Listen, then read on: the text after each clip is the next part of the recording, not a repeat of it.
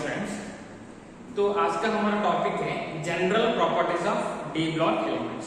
तो क्या होता है जो जनरल प्रॉपर्टीज, मतलब किसमें वो बेंड होता है और कौन सा एलिमेंट्स वो रूम टेम्परेचर में लिक्विड रहता है और कौन सा एलिमेंट्स वो नहीं रहता। अगर हम ट्रांजिशन मेटल्स यानी डी ब्लॉक एलिमेंट्स की बात करें तो जो भी डी ब्लॉक एलिमेंट्स है वो क्या करता है बोले तो उसके ऊपर जो आयन्स को न्यूट्रलाइज करने के लिए एक इलेक्ट्रॉन को रिलीज करता है। कैसे बोले तो देखो, तो यहाँ पर क्या है बोले तो एक मेटल समझो कि यहाँ पर स्कैंडियम है बोल के समझो, क्योंकि स्कैंडियम इज ए मेटल।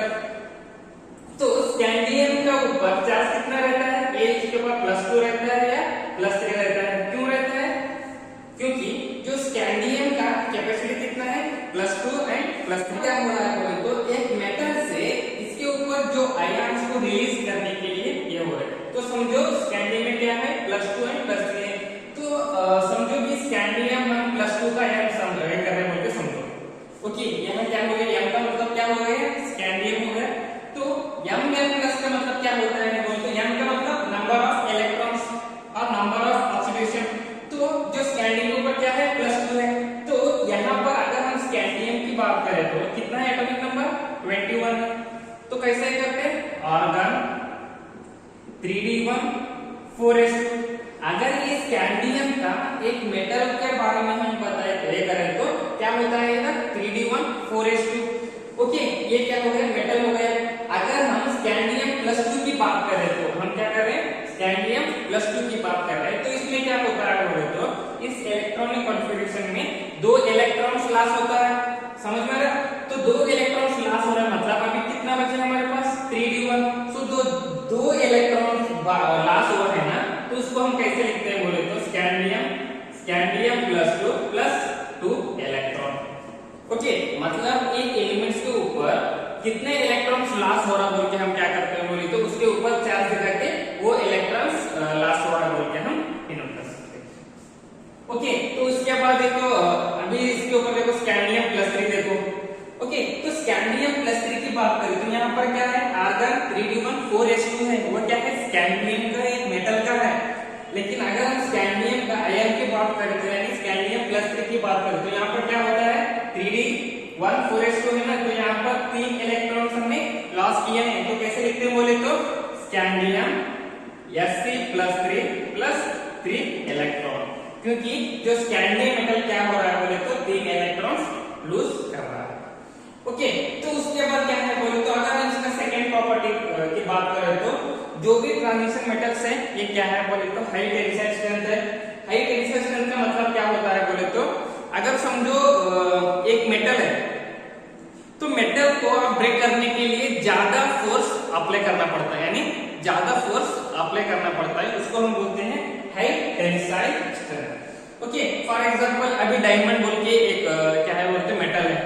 तो डायमंड को हम ब्रेक करने के लिए हम क्या करते हैं बोले तो जो थोड़ा जो स्ट्रेस रहता है ना वो हम क्या करते हैं बोले तो प्रेशर ज्यादा अप्लाई करते हैं। ओके, उसके बाद डक्टिलिटी। तो डक्टिलिटी यानी मलेबिलिटी की मीनिंग क्या होता है बोले तो अगर समझो एक आयरन है। ओके, तो आयरन अगर आप इसको हीट करते हैं ना, और जब तक हीट करते हो पूरा रेड कलर जैसा होना, तो रेड कलर तक होने के बाद उसको हम क्या करते हैं बोले तो उसको मार मार के हम क्या करते हैं बोले तो इसका शेप दूसरा किसी और की तरह बनाते हैं ना। तो समझो ये एक मेटल एक आयरन है बोल के समझो। तो एक आयरन है, मतलब अगर हम इसको हीट किए तो हीट किए कब तक हीट किए, मतलब जिसका कलर क्या करना बोले तो रेड कलर तक होना। तो रेड कलर तक होने के बाद हम क्या करते हैं बोले तो इससे निकल के इसके ऊपर हम ऐसा ये मारने के बाद क्या होता है बोले तो इसको हम हमको कैसा शेप चाहिए वैसा शेप में हम उसको क्या कर सकते हैं बोले तो शेप निकाल सकते हैं। उसको हम क्या बोलते हैं बोले तो डक्टिलिटी एंड मलेबिलिटी।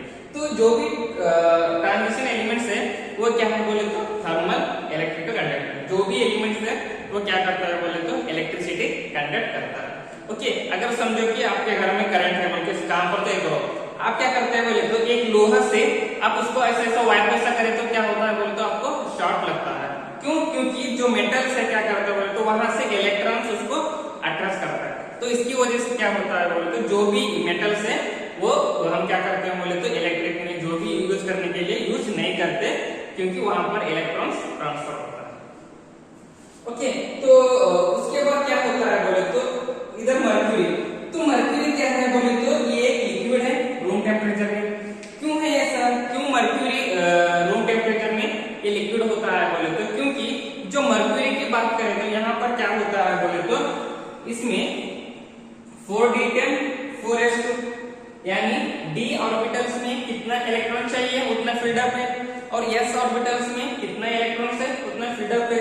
तो इसकी वजह से जो मर्क्यूरी में क्या होता है बोले तो उसमें अनपेयर्ड एलिमेंट्स अनपेयर्ड इलेक्ट्रॉन्स नहीं है, तो इसकी वजह से क्या होता है बोले तो mercury is a liquid at room temperature due to the presence of absence of unpaired electrons। क्योंकि मर्क्यूरी में क्या होता है बोले तो अनपेयर्ड इलेक्ट्रॉन्स नहीं रहता है, तो इसकी वजह से ये लिक्विड होता है एट रूम टेम्परेचर।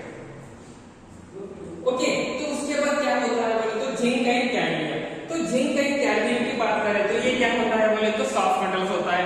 तो अगर समझे कि ये एक्चुअली ब्लेड है ना, हम तो ये यूज करते हैं ना ब्लेड, तो वहां पर क्या है बोले तो जिंक यूज करते हैं।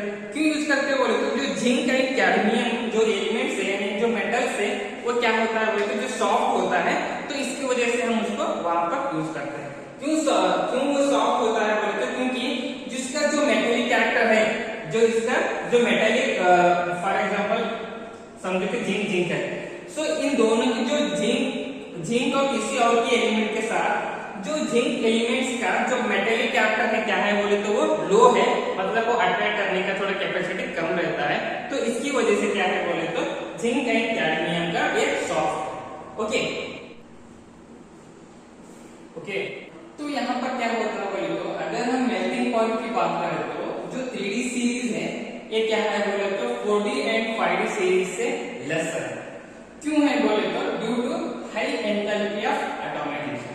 तो क्या होता है हाई एंथैल्पी ऑफ एटॉमाइजेशन, मतलब अगर समझो मैं स्टार्टिंग में बोला था ये यहाँ पर क्या है बोले तो यहाँ पर एक न्यूक्लियस है, तो इसके अराउंड क्या है बोले तो यहाँ पर s ऑर्बिटल, यहाँ पर p ऑर्बिटल, यहाँ पर d ऑर्बिटल एंड यहाँ पर क्या हो रहा है बोले तो f ऑर्बिटल। ओके, तो जब एटॉम्स रिएक्शन फॉर्मेशन होता है ना, तो तब क्या होता है बोले तो इसमें जो s ऑर्बिटल है ना, यहाँ क्या होता है बोले तो न्यूक्लियस के नजदीक आता है, जो p है वो क्या पर आता है s की जगह आता है, और जो d है वो क्या आता है बोले तो p की जगह आता है, और जो f है क्या है बोले तो वो d की जगह आता है। इसको हम बोलते हैं इफेक्टिव न्यूक्लियर चार्ज। ओके, तो यहाँ पर क्या होता है बोले तो जब इलेक्ट्रॉन्स समझो कि यहाँ पर s में क्या है, s में कितना रहता है कैपेसिटी, s में 2 इलेक्ट्रॉन, p में कितना 6 इलेक्ट्रॉन, d में 10 इलेक्ट्रॉन, f में 14 इलेक्ट्रॉन। समझो कि यहाँ पर s है तो s में क्या होता है 2 इलेक्ट्रॉन। ओके, तो p है, p में कितना रहता है 6 इलेक्ट्रॉन, 1 2 3 4 5 6, d में कितना रहता है 10, 1 2 3 4 5 6 7 8 9 10। ओके, f में 14। तो यहाँ पर क्या होता है बोले तो जो इलेक्ट्रॉन्स न्यूक्लियस के अराउंड को रोटेट करते हैं ना, तो जब क्या होता है बोले तो फोर्स ऑफ अट्रैक्शन की वजह से एक ऑर्बिटल नजदीक आता है, उसको हम बोलते हैं इफेक्टिव न्यूक्लियर चार्ज और स्क्रीनिंग इफेक्ट भी हम बोलते हैं। क्या बोलते हैं? Screening effect. तो उसको जो जिसका इफेक्टिव न्यूक्लियर चार्ज क्या होता है ज्यादा होता है ना, तो उसको हम बोलते हैं हाई एंथैल्पी ऑफ एटॉमाइजेशन। जो भी डी ब्लॉक एलिमेंट्स है उसमें क्या होता है बोले तो ज्यादा वैलेंस इलेक्ट्रॉन है, डी ब्लॉक एलिमेंट्स में ज्यादा वैलेंस इलेक्ट्रॉन है, तो इसकी वजह से क्या होता है बोले तो इसमें जो हाई एटॉमाइजेशन होता है। क्यों होता है बोले तो क्योंकि इसमें ज्यादा वैलेंस इलेक्ट्रॉन है। तो उसके ऊपर क्या हो बोले तो अगर हम एंथैल्पी ऑफ एटॉमाइजेशन की बात करें तो यहाँ पर क्या होता है बोले तो ये मिडिल में मैक्सिमम होता है। ओके, क्यों होता है बोले तो क्योंकि वहां पर क्या होता है अनपेयर्ड इलेक्ट्रॉन्स रहते हैं। समझो कि ये डी ब्लॉक एलिमेंट्स है, ये डी ब्लॉक एलिमेंट्स है, एटॉमिक नंबर 21 to 30। ओके, तो 39। तो यहाँ पर क्या है बोले तो समझो कि यहाँ पर स्कैंडियम है, टाइटेनियम है, वेनेडियम, क्रोमियम, मैंगनीज,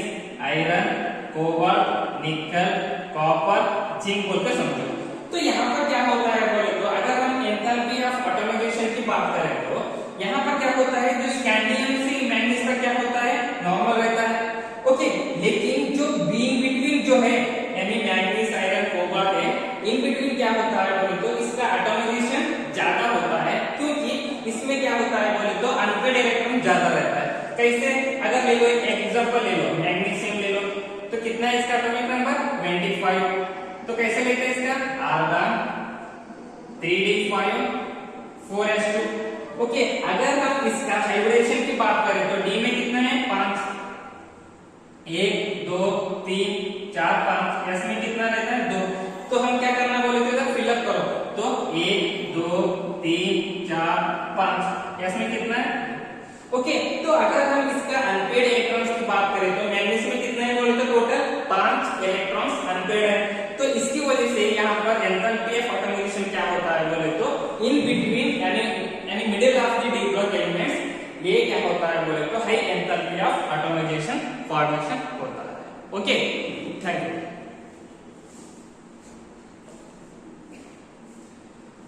ओके, तो इसमें और एक पॉइंट है, क्या है बोले तो V2O5 एंड Cr2 यानी vanadium pentoxide and chromium dioxide. तो ये दोनों क्या है बोले तो डी ब्लॉक एलिमेंट्स में एम्फिटेरिक है। एम्फिटेरिक का मतलब क्या होता है, ये एसिड में भी रिएक्ट करते हैं एंड बेसिस में भी रिएक्ट करते हैं। ओके, तो रिएक्शन करके क्या होता है बोले तो क्यों ऐसा फॉर्मेशन होता है बोले तो क्योंकि जो ऑक्साइड है वो रिएक्शन फॉर्मेशन होके VO4 3- फॉर्मेशन होता है या VO4 फॉर्मेशन होता है। इसकी वजह से जो vanadium pentoxide and chromium dioxide ये acids as well as bases में रिएक्ट होता है, तो इसकी वजह से हम उसको बोलते हैं एम्फिटेरिक ऑक्साइड बोलते हैं। ओके।